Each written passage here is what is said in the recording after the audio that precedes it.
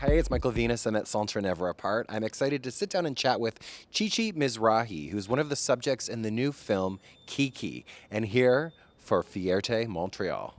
I am the legendary mother, Chi Mizrahi on Ball the Cartier, from New York City. The reason why I'm in Montreal is because we were invited to partake in Montreal Pride, which is screening the documentary Kiki that I'm a part of and one of the protagonists in. The documentary highlights a 5-year journey of myself and a few others that advocate and talk about the experiences within the house and ballroom community, more so around how we fight and combat homelessness, oppression, HIV, and things that stigmatize and oppress our community. So the house and ballroom scene is a conglomerate of individuals from the LGBTQ community and allies, straight women as well too, that make up these houses, aka sororities, fraternities, that basically compete in different categories. But the house and ballroom is a space for LGBTQ people who are marginalized, oppressed, to come have a safe space to be themselves, to meet like people, but also to kind of engage in their talent building, whether it's voguing or fashion or runway or bazaar or anything that's just expressive. Oh my goodness, so being a mother is picking up the responsibilities of societies and the parental role of, nurturing and loving and care for youth and adults and people that want that aspect of caring. So my role basically is working with youth between the ages of 13 and 30, helping them develop skill sets, working with them to make sure that, they have what it is that they need and providing them the wisdom and the nurturing that their mothers, their fathers who, gave them away or didn't want to deal with them or kicked them out of their house, to take care of them and basically make sure that they have a safe space and know that people care and provide for them. For me, with the knowledge that I know about how the scene has changed from the 70s and 80s up until now, is like, back then the response wasn't heard, even though it was felt, but it wasn't heard.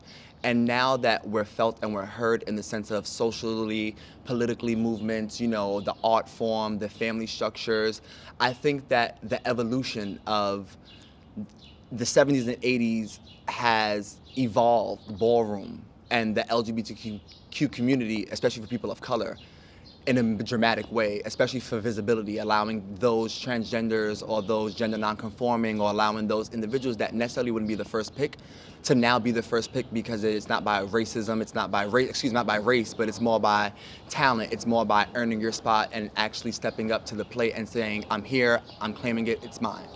One of my first major gigs was actually Paper Magazine, doing the nightlife series documenting the house and ballroom community that myself and a lot of influential ballroom people were a part of, being shot by Timothy Greenfield Saunders. And then from there, I was also a principal dancer for that kind of Pop All Night video, which I was able to perform on America's Got Talent. The finale in front of almost 20 million people. I've done Grace Jones, I've done magazines, Rem Zekla, I've traveled the world. So, I mean, been there, done that. It's nothing that I really haven't done. I'm just trying to just catch up with everybody else. My community inspires me.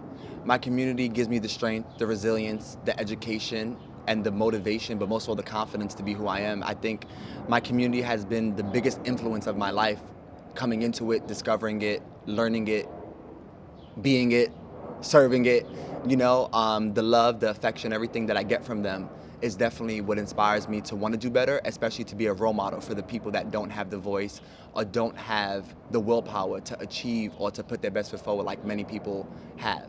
Right now, I'm a program coordinator for Mount Sinai Beth Israel Peter Kruger Clinic, which I'm running a CDC contract working with minority populations between youth infected or high risk between the ages of 13 and 30.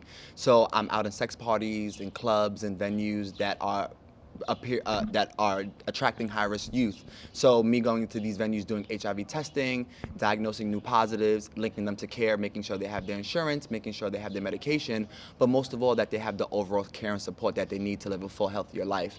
Dealing and living with HIV is not a death sentence, but I think with the miseducation and the misconception of people passing around false information, it still worries a lot of people who aren't the most informed. For me, it doesn't only work with the house and ballroom, I go everywhere. So whites, blacks, Hispanics, trans, anybody that I can help save or anybody that can help build momentum to seek value in their life. That's what I'm here for. What you can expect from me in the future would be unpredictability. What I have and the greatness that has been instilled in me is still yet to manifest in the universe. And I feel like when I understand my greatness and I understand the true power that I'm given in life, I feel like that's when the greatness for me will start. But right now, I think that me helping others understand their purpose and their reason in life is definitely what they have to look forward to. And if I'm in your city, just know that I'm coming to make change and to inspire and to influence.